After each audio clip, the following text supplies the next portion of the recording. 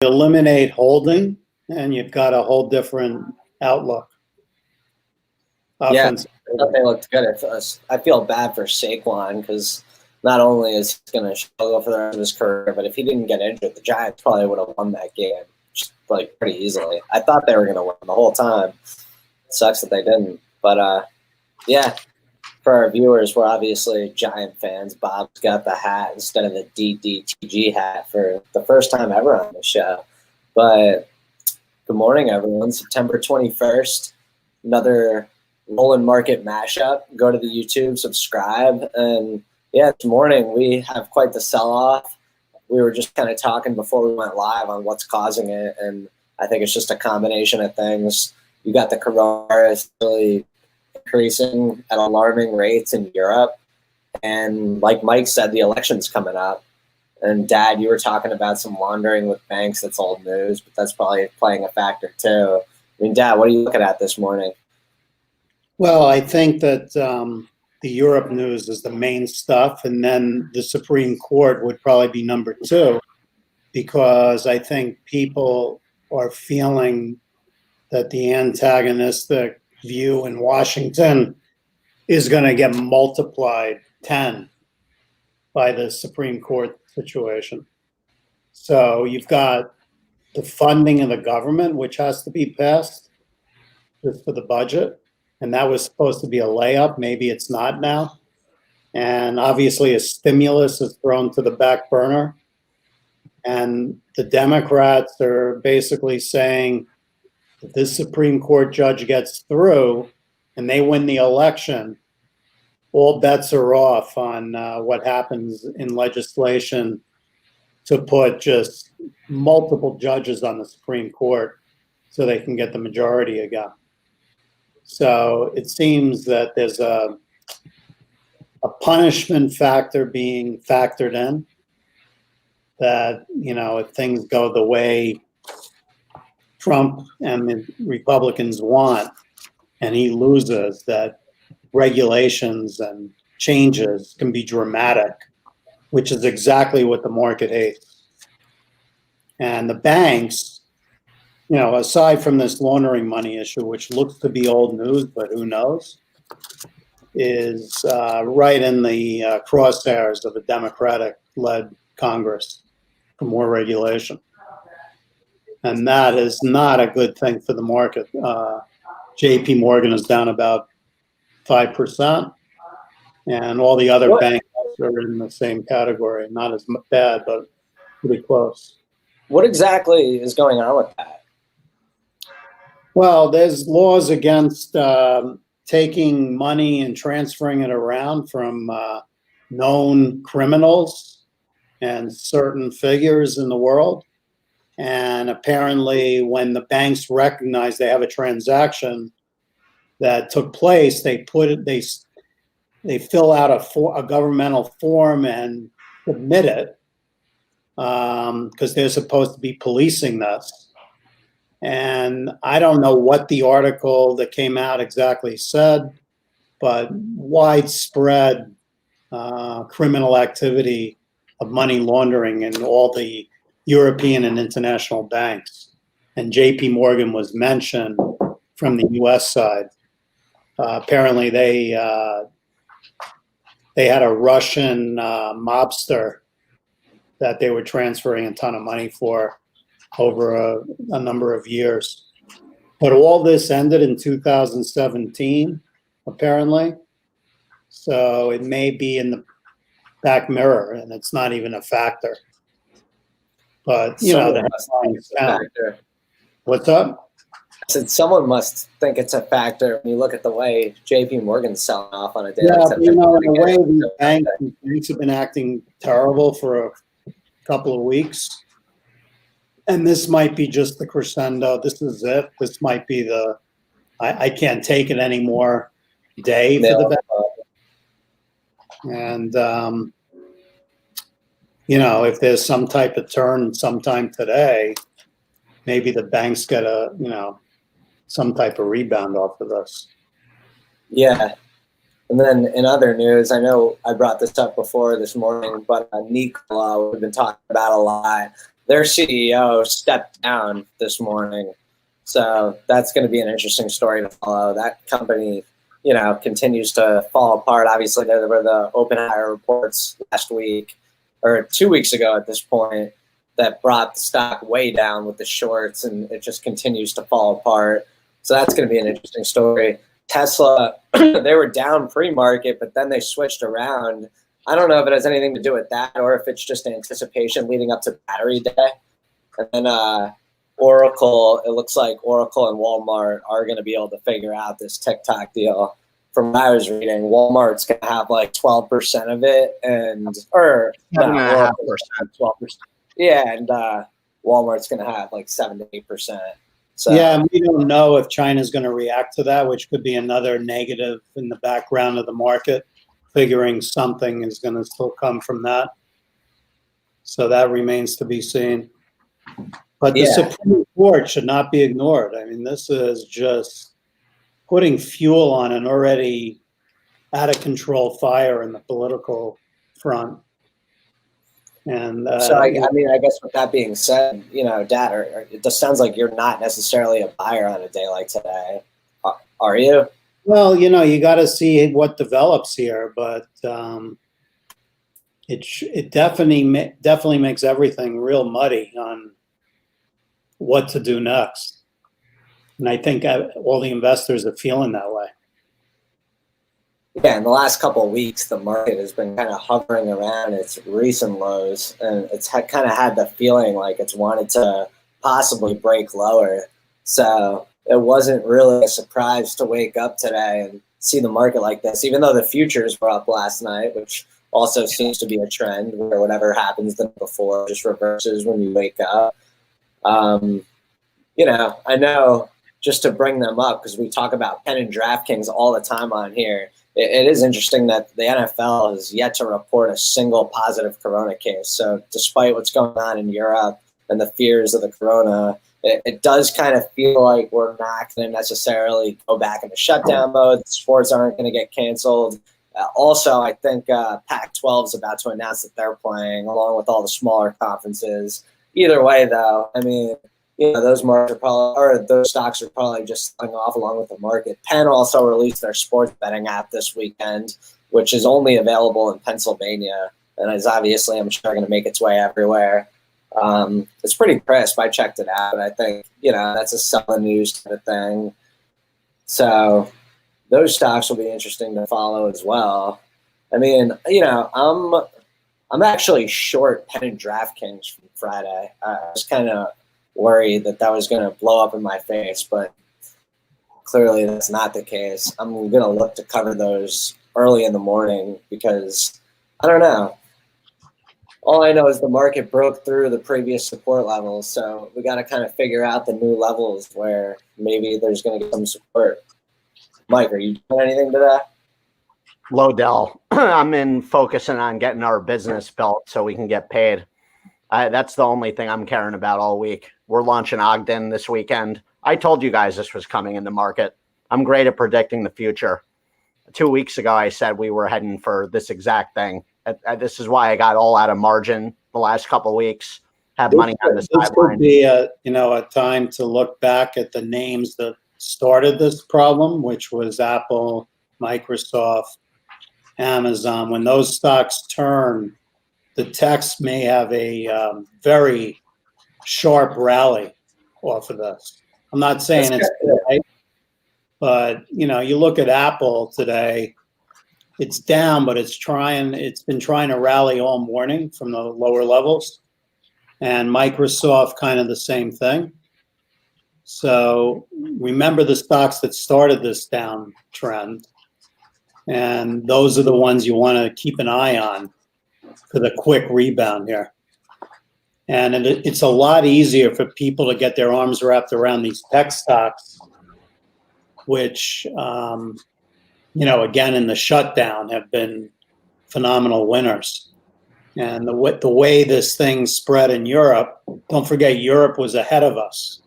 So the fact that we haven't had that huge upswing may be right in front of us. And now it's a race to what comes first, the vaccine or better treatments. or an upsurge.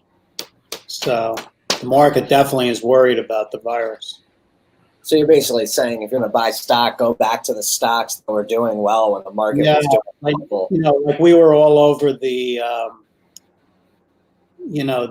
cyclical names. I think they may take a rest now because this is too severe a move in the market. So they may not be easily getting the money in the next couple of days. Damn it. I should have sold Ford when I had the chance. It's going to Yeah, slip out. Friday. Having said that, these stocks are still kind of holding up, but I don't know if they're going to get that second wave of buying because people can't stomach the market. Good day to buy GameStop. I know we talked about that offline this weekend. That's GME. I'm going to be a long holder of that after hearing some things this weekend from a buddy and the way they're set up with shorts. Ryan Cohen, the founder of Chewy, who's known as a guy that doesn't involve himself in many investments at all, has taken a huge stake in GameStop. And when you look at his background, he clearly sees something with bringing GameStop private. And there's been talk about it going private at something around $20 a share. Either way, there's a lot of stuff in the background here that makes this a great value play. Yeah, I mean, that stock acts like nothing has gone wrong in the market when you look at the chart. Exactly. So it's clear something's brewing there. Someone predicted a huge bankruptcy that's not happening. So you have next level short squeezing coming. That's going to be a tidal wave that we haven't seen. And I don't know, Dad, I'm sure you've seen things like this over the years, but the way I was doing a lot more homework on it yesterday, and I'm extremely bullish on this stock right now. I'm sure it'll be down like a lot of things today, but great opportunity to jump on that. They have over 5,500 locations. And when you look at what Cohen did with Chewy, with e-commerce, going off the supply chain with Amazon's model, I think GameStop is set up for something similar. Who knows what he has in store, but I like that guy. I think he's a genius, and I'll be jumping on that bandwagon. Interesting. Yeah, I mean, you were talking to me about that this weekend. You didn't mention the possibly going private part. That's the part that's the most interesting. Yeah.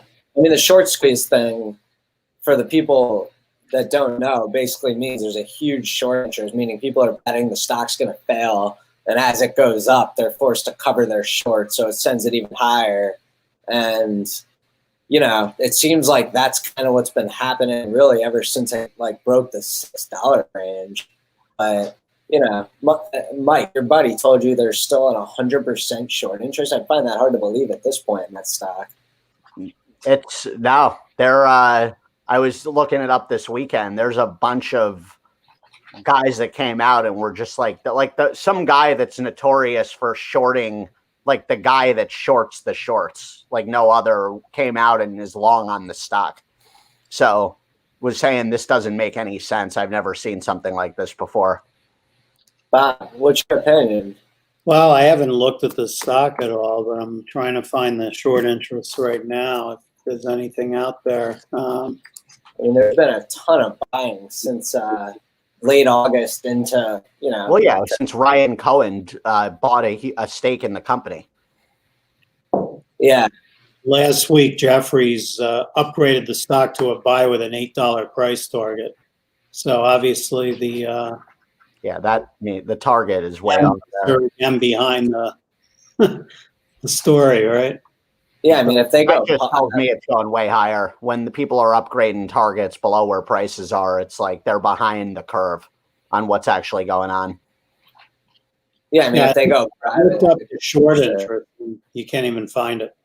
They're not showing it to you. Yeah, exactly. I'm going hard on this stock today. That's how the world's works, folks, for our viewers. Usually when a good thing is like really good, it's hidden.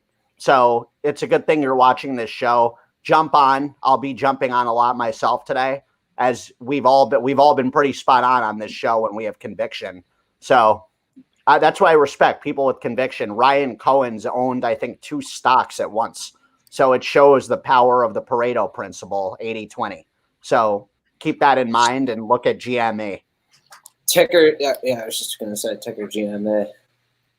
Yeah, I might take a little bit of that with you. It's definitely an interesting I'm story buying that they got going 2,000 on. shares right at the open.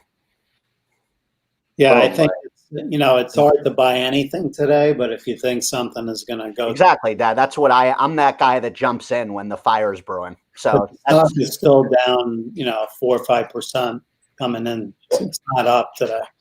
perfect. Yeah, I mean, look at DraftKings down over 5% pre-market. Now I we're mean, talking. Yeah, that stock's been on a damn tear. So to me, that's nothing. I mean, it's right back to where it was basically Yeah, it on should go down Thursday. more. I told you last week I expected that. Well, that the other thing is with, we talked about this before we went on the air a little bit is, because of Nikola, there's so many people that are in these kind of names that all the names that Robinhood was involved in are probably going to get hit a little bit harder near the opening because of margin calls and everything else. So are you going to start off the day shorts? Well, I'm already short a lot of DraftKings and Penn, and I want to cover them, like, hopefully pre-market if I get the chance. I might even do it right now and then try and reload if there's, like, some sort of buying at the open. That would be, like, what I would look to do on a day like today. It's hard to short into this weakness. There's a lot of people. Can you go over that, guys, for our viewers, like during a sell-off, the dynamics with the psychology around shorting versus when the market's going up and things are looking peachy? Well, my view is like right now the futures point to the market being down like 650 points at open. So you would think, at least you would hope, you're going to at least get buying and maybe, it rallies to like 300 or something. And that's where, depending on what it's looking, maybe I would reload on shorts to see if it's going to then slide back down again.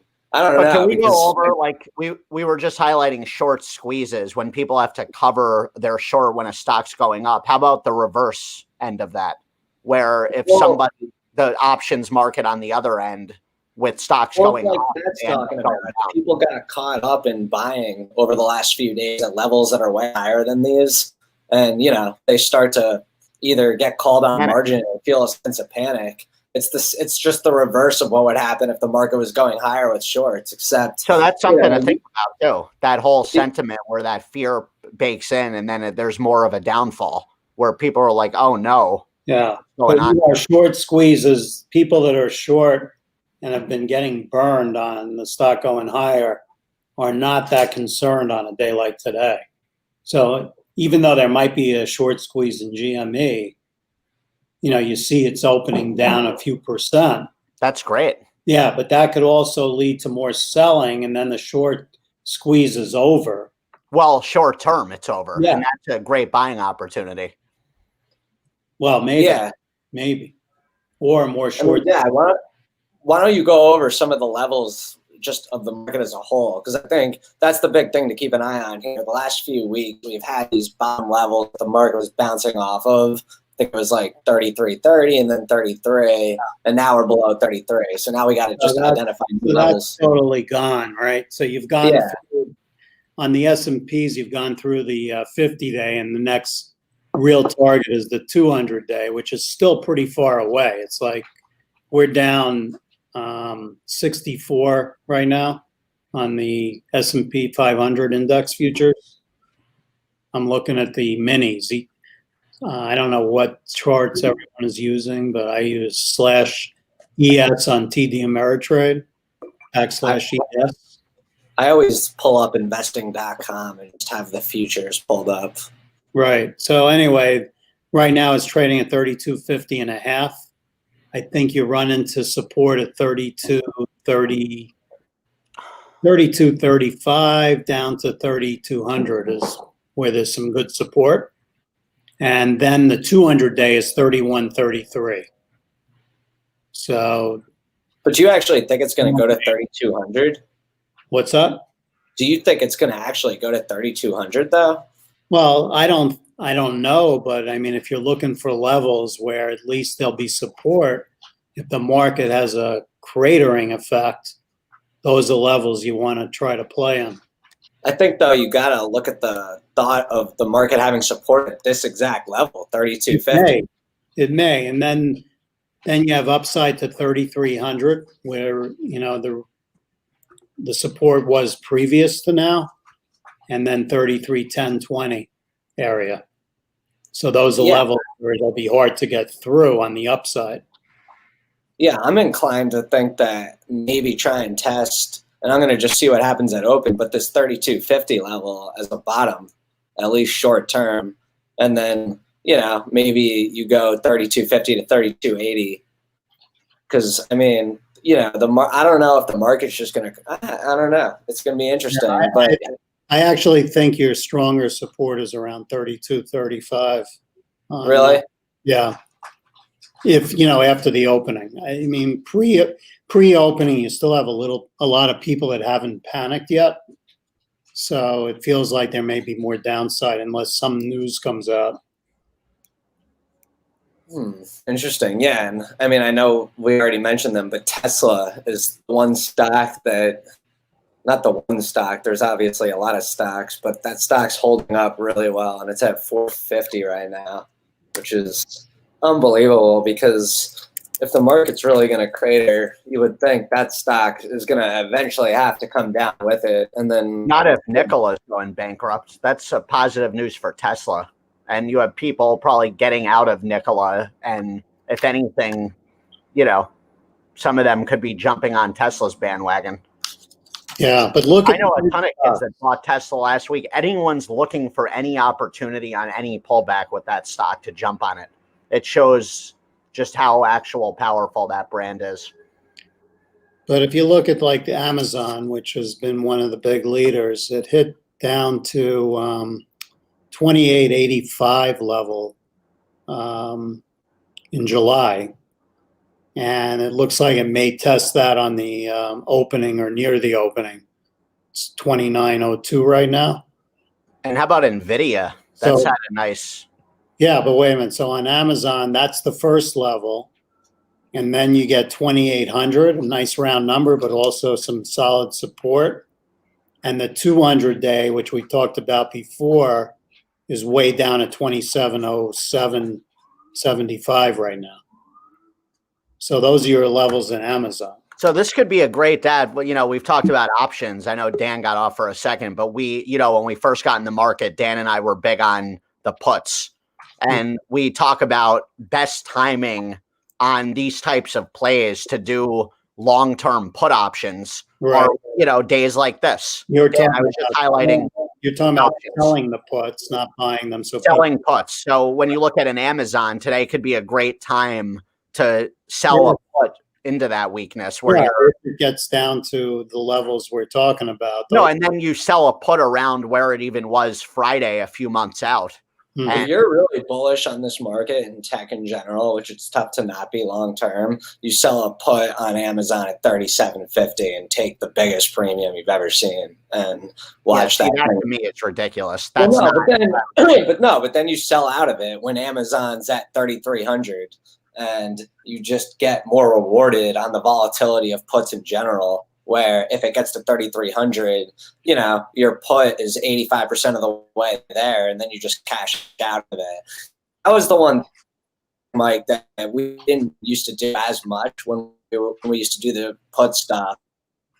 At least I didn't. Is I would rarely close out of them, mainly because most of the time they would hit, but then on days like today, if you had a put that was 85% in the money, you're like kicking yourself because you're like, damn, how did I not close that out? And now it's, I always close those only out. 30% strategy of getting in and out of those long-term plays, getting the quick premium and running for the hills after a couple great days, which I'm going to start getting back into doing because I've kind of substituted that for day and swing trading.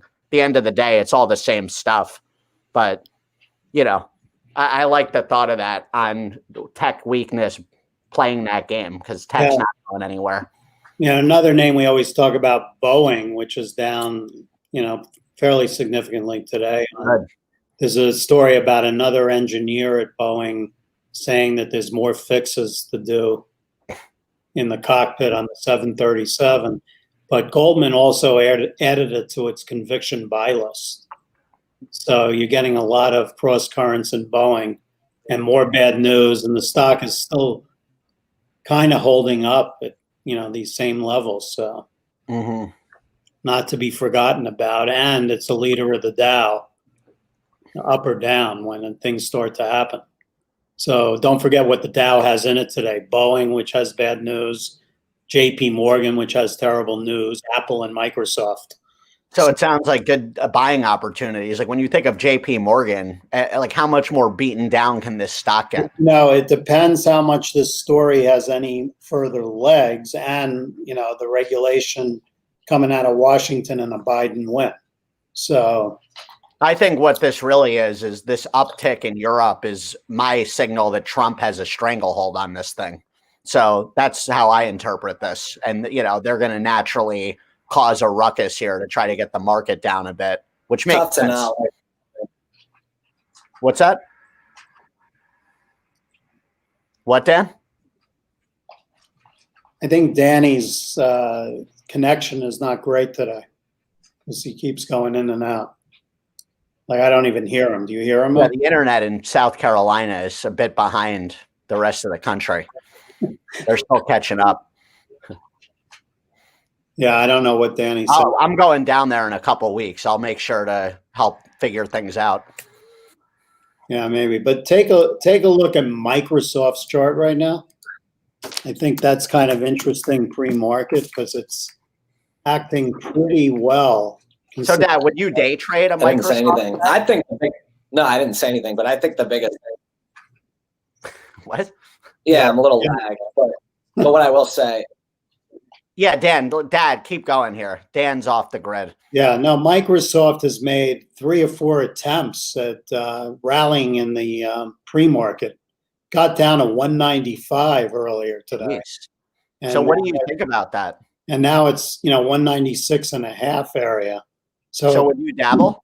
Well, no, I think it has support here, but that's for once the market opens, know that there's been a lot of support in this area.